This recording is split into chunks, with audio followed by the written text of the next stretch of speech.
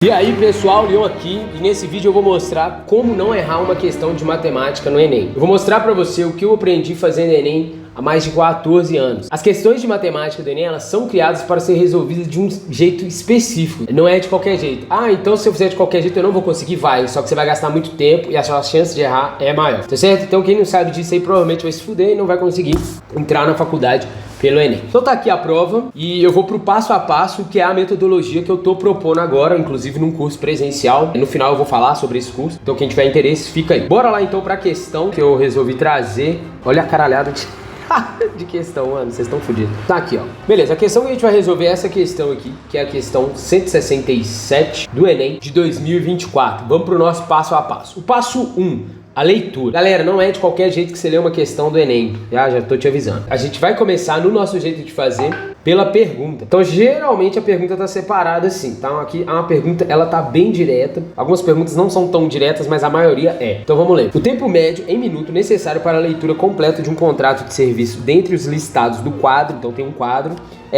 com uma casa decimal aproximadamente. Aqui a gente tem dois termos aqui muito importantes. Uma casa decimal e aproximadamente. Esse aproximadamente é muito importante. Agora, passo 2. A gente vai dar uma olhada rápida nas alternativas para a gente verificar a distância entre cada uma delas, tá? Porque isso aí vai fazer a gente economizar muito tempo não fazendo contas que os despreparados fazem. Alternativa A, 13, B, 15, então a gente tem uma distância de 2, 15 para 19,8, uma distância de 4,8, aqui já tá crítico, né? Esses dois aqui, eles estão críticos, ó, 19,8 para 20, 0,2, 20 para 20,3, então uma distância de 3,3. Agora, nosso passo 3, a gente vai para a leitura da questão propriamente dita, então vamos lá pro caput, né? Pra cabeça do negócio. Eu vou ler duas vezes, vou ler direto e depois eu vou fazer uma observação. Lê como se você estivesse lá na prova comigo aqui. Então vamos lá. Contratos de vários serviços disponíveis na internet apresentam uma quantidade excessiva de informações. Isso faz com que o tempo necessário para a leitura desses contratos possa ser longo. O quadro apresenta uma amostra de tempo considerado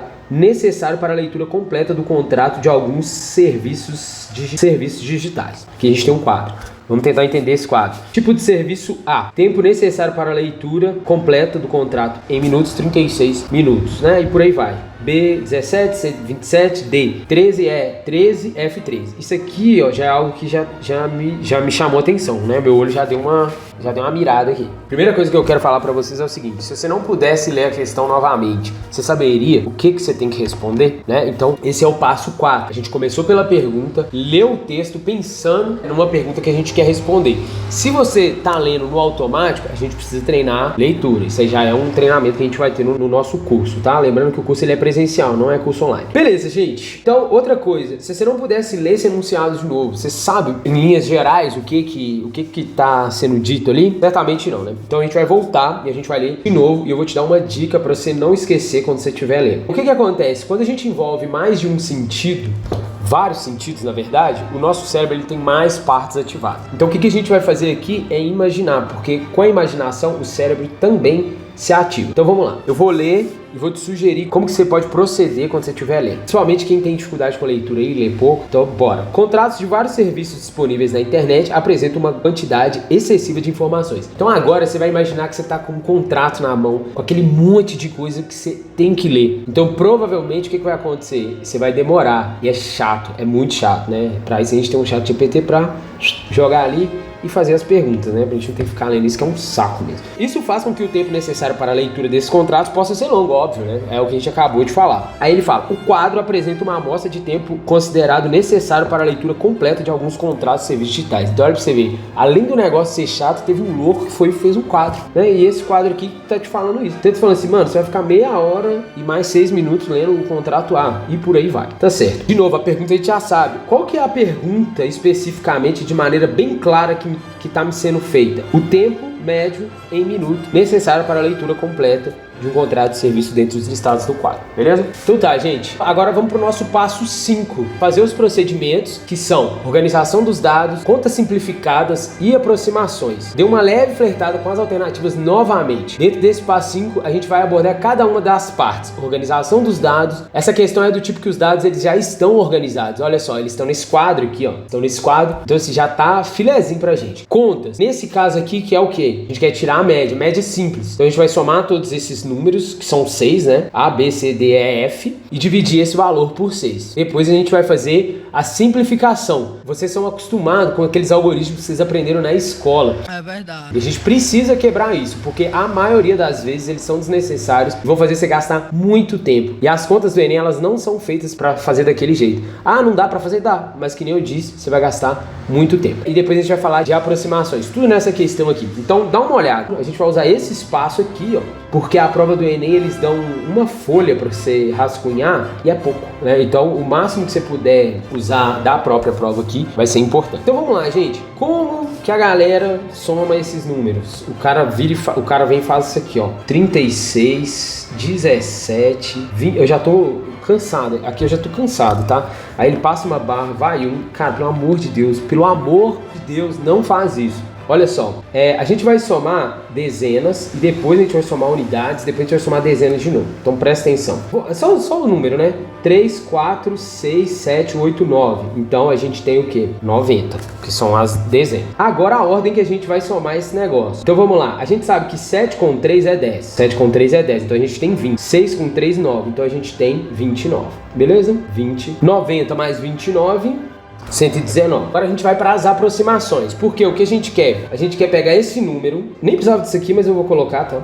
119 e a gente quer dividir isso por 6. Galera, vocês lembram que nas alternativas a gente tinha umas distâncias ali? E eu vou fazer o seguinte, eu vou aproximar esse valor por isso aqui, ó. 120 sobre 6. Por quê? Se eu tirar o zero, quanto que é 12 dividido por 6? 2. Então, com esse zero, quanto que vai dar esse negócio? 20. Tá, mas eu tô inseguro porque quando eu olhei as alternativas, o 19,8 e o 20, eles estão muito pertinhos, né? Ixi. Foi o que eu falei, né? Isso aqui parece que ia me dar problema. Só que tem uma sagacidade aqui que é a seguinte. Ele falou que a nossa aproximação, ela vai ser de uma casa decimal. Por conta disso, galera, a gente vai pro nosso passo 6, que é marcar a alternativa certa. Como que eu marco a alternativa certa se eu tô na dúvida entre a C e a D? Não sei. Galera, vamos pensar o seguinte. A gente pegou esse número e aproximou por ele. Então vocês concordam comigo que a nossa resposta a gente vai encontrar nesse número, que é 20, ela tá superestimada. Tá, mas tá muito pertinho, como que eu sei? Eu sei por causa de uma casa decimal. Uma casa decimal. Isso significa que até aqui você vai ter calculado perfeitamente. Então você só vai arredondar a partir da próxima casa decimal. Então eu quero essa precisão aqui também. Então o número que aparece aqui, ó, que é 3, né? 3, tarará. Esses caras aqui, a gente vai truncar o número neles, tá? Então aqui a gente vai usar esse número aqui. Tá certo? Porque é isso aqui que vai dar, né? Vai dar esse 0333 aí. Se você que tá vendo esse vídeo for de BH, você pode ter aulas presencialmente comigo e com uma metodologia que eu desenvolvi para treinar o vestibulando que vai fazer o Enem, com turmas muito reduzidas de até 10 alunos. Você vai ter toda a revisão da matemática básica com lista de exercícios, questões de vestibular, depois a gente vai fazer um raio-x das questões do Enem. Vamos analisar ponto a ponto cada aspecto de uma questão do Enem. A parte de interpretação, como aplicar o conteúdo que você estudou e não consegue aplicar, os distratores, os vacilos que você dá e perde tempo, também erra por conta desses vacilos, e até como que a gente usa os espaços da prova para fazer as contas, né? Os espaços que tem igual tem aqui no quadro, na lateral da prova. Tudo isso para você conseguir enxergar uma questão de uma maneira que eu enxergo, de um jeito muito diferente da maioria das pessoas. Depois a gente vai se aprofundar em temas difíceis como trigonometria, logaritmo e análise combinatória, por exemplo. Isso é muito importante porque principalmente quem vai tentar cursos muito concorridos como direito, medicina, não adianta acertar todas as fáceis e médias, precisa das difíceis também,